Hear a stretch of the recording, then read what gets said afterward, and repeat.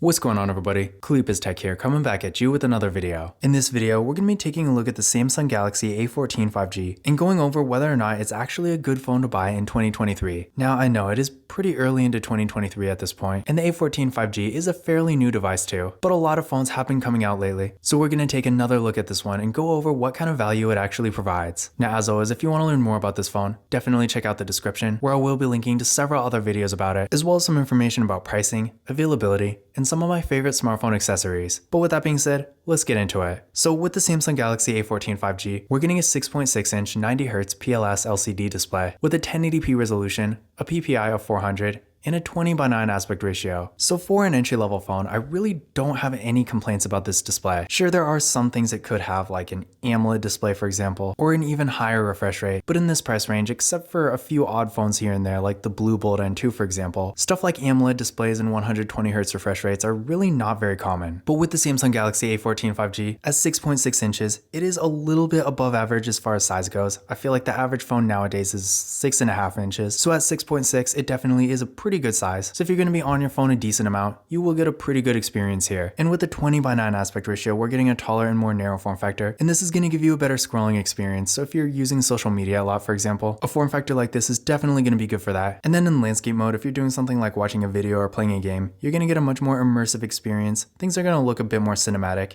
And aside from the size and dimensions, for what it is, the image quality on this phone is really good too. At this point in 2023, to my unfortunate surprise, the average entry-level 5G phone around this kind of sub $200 price range still seems to only have a 720p resolution, but with the A14 5G, again, we are getting a 1080p resolution, so things are going to look nice and sharp here. So overall, I would say if you're consuming a lot of content in this price range, the A14 5G is going to be one of your better options. Now for storage, the Samsung Galaxy A14 5G has 64GB of internal storage, and like pretty much any Android phone that's not a flagship phone, we're also getting micro SD card expansion here. So the storage we're getting here is at least decent. And on one hand, while I personally consider it really a bare minimum, and I would definitely not recommend a phone that has less, for the average user, 64GB is still going to be at least okay. As long as you're not putting a ton on your phone, and you make sure to offload things to a micro SD card whenever you can, you will get by just fine. That being said though, if you are more of a power user, if you're someone who's constantly downloading all kinds of apps, games, stuff like that, or maybe you just don't ever want to have to worry about storage, if that's you, then while again, especially in this price range, 64GB is really normal and pretty acceptable. If storage is more important to you, then I would definitely recommend getting something that has at least 128GB instead. And believe it or not, to get that much storage, you don't really have to spend that much more. I mean, this phone retails for around $199. And if you have like Metro, for example, you could get something like the TCL Stylus 5G that does have 128GB. And if you have any other carrier, you could get something like the Motorola Moto G Stylus 5G. The price of that phone really does vary, but at this point, it's definitely pretty affordable too. So the bottom line here is, on one hand, if you're not too concerned about storage, the storage we're getting with the A14 5G is going to be perfectly fine, but if you are, just keep in mind, even in this price range, you can pretty easily get a phone that has more. Now for security features, this phone does have Face Unlock, as well as a fingerprint scanner right here on the power key, so definitely a great spot for a fingerprint scanner, and it's always nice to get multiple options besides a pin to unlock it. But let's go ahead and give the fingerprint scanner a try real quick.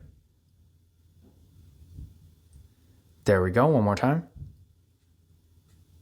And there we go. So real fast and responsive there, no problems at all. Now taking a look at the camera here, with the Samsung Galaxy A14 5G, we got a water drop notch design for the front facing camera. This camera is 13 megapixels, then on the back, we got a triple camera setup with a 50 megapixel main camera, a 2 megapixel macro camera, and a 2 megapixel depth sensing camera. So in general, the camera setup here is pretty decent, but unfortunately there's no ultra wide camera, which is definitely something I was hoping to see. The thing that's really too bad about this is that at this point in 2023, I want to say the vast majority of phones, especially 5G phones in this price range, are going to have an ultra wide camera. So just keep in mind, if you really do want that feature, you're going to have plenty of other options. But aside from not having an ultra wide camera, the rest of the camera setup here is pretty good. There is at least a macro camera, so if you want to get those close-up detailed images, while the macro camera isn't really the best I've seen, it does at least get the job done, so there is that. Now as far as the regular photo quality goes, for what it is, the Samsung Galaxy A14 5G does take some really good photos. Sure, on one hand, compared to a much more expensive phone, it's not going to be quite as good, but I would say for the average user, for more casual stuff like social media for example, it will get the job done just fine. To give you an idea of what it can do, here's some pictures taken with the main camera, so you can definitely judge it for yourself. For some people, it might be just right, and for others, you might end up wanting to spend a bit bit more and getting something like an S21 FE that's going to take much better photos. But honestly, again, in general, I feel like for the average user, the photo quality we're getting here is going to be perfectly fine. And especially with portrait mode, I do think it works really well on this phone. So if you're taking pictures for like Instagram, for example, where you might be using portrait mode a bit more often, then I do think the Samsung Galaxy A14 5G will get the job done just fine. Now for video, this phone has a max recording quality of 1080p in both the rear and front cameras, so no 4K here, which honestly in this price range is really not very surprising. But just in case you're coming from maybe an older flagship phone and you haven't gotten a phone for a while and you're expecting every phone at this point to be able to record in 4K, just keep in mind lower end phones like this typically don't have that feature. But aside from this, I do think the video quality is pretty decent. Sure, it's not going to be amazing, so if you're recording for like YouTube, for example, where you really want the best quality, then honestly I would probably recommend spending a bit more and getting something that at least has the option to record in 4K. But if you're just making videos for like social media, for example, or like Snapchat or just your own memories or something like that, then in that case, it will get the job done just fine. When it comes to RAM and processor, with the Samsung Galaxy A14 5G, we're getting 4GB of RAM with the Exynos 1330 processor. Now, depending on what you're comparing it to, I would say the performance we're getting here is pretty good. Sure, compared to something like a Samsung Galaxy A53 5G, for example, it's definitely not going to be quite that fast. But compared to like this phone's predecessor, the Samsung Galaxy A13 5G, I do think it will be a pretty good improvement. Now, to give you a better idea of what it actually looks like, I did run a benchmark test on this phone using Geekbench 5, and here are the results I got. So what I recommend doing is running this test on your current phone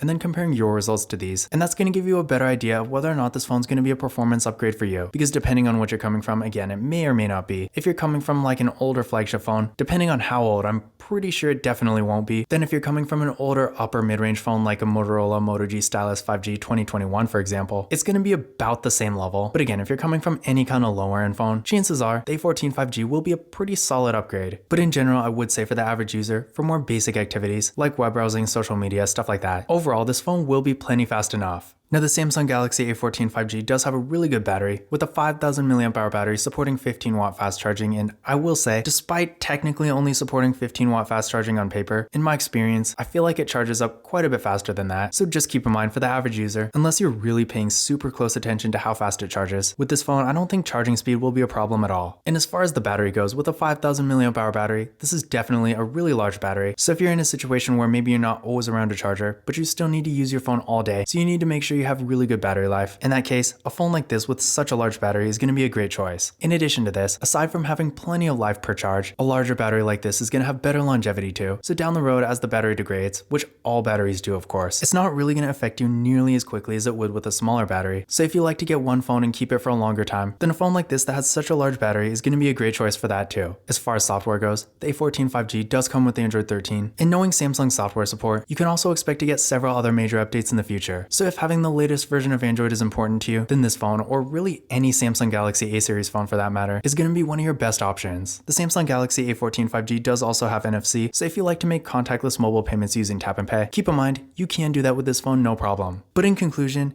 is the Samsung Galaxy A14 5G a good phone to buy in 2023? Overall, at this point in 2023, I would definitely say it is. Despite being pretty average in some ways, like with the performance, sure the performance is good, but compared to the average phone in this price range, it's not really going to be all that different. And then with stuff like the storage, again, pretty average. The battery on one hand, compared to some phones that have exceptionally small batteries for what they are, the battery life on this one is going to be a lot better. But honestly, in 2023, a 5000 mAh battery isn't really that uncommon. And then features like NFC, again, you're going to find it in pretty much everything. So again, in a lot of ways, the A14 5G is really your standard issue entry-level 5G phone. That being said though, the two areas where I think this phone really stands out are the display and the software support. With the display, not only is it a bit larger at 6.6 inches versus again, the average of around 6.5, but with this phone we are getting a really nice looking 1080p resolution, which while not being rare per se, is still not something you see too much of in this price range. So if you are going to be consuming lots of content, maybe you're watching a lot of videos for example, then compared to a lot of other competitors, I do think this phone will be one of the better options. And then again, for the software, Samsung really does have some of the best software support. So unless you specifically just don't like Samsung's Android skin or something, then if you really do care about having the latest version of Android in this price range, the A14 5G is really one of the best choices. Another thing I do want to point out is that with the camera quality, although again this phone unfortunately doesn't have an ultra-wide camera, the actual photo quality from the main camera really makes up for it. And again, if you're taking lots of pictures for stuff like social media for example, compared to other phones like this, I feel like the A14 5G is definitely among the best options. So in general, if you're looking for a more affordable 5G phone that has a really nice display, pretty decent performance, a really large battery, great software support, and a pretty nice camera, then the Samsung Galaxy A14 5G is really going to be a great choice. And at this point in 2023, quality, for the money, it does provide quite a bit of value.